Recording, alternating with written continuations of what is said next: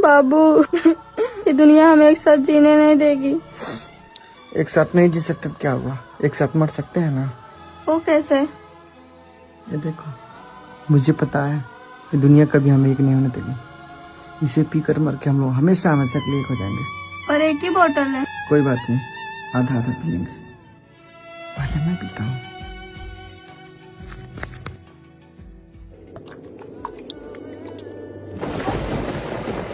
नानू,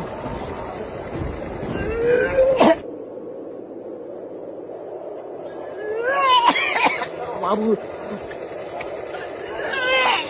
पियो बाबू।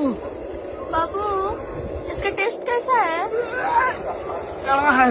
बाबू, आपको पता है ना मुझे कड़वी चीज नहीं पसंद है। मैं नहीं पीऊंगी, तुम ही पियो।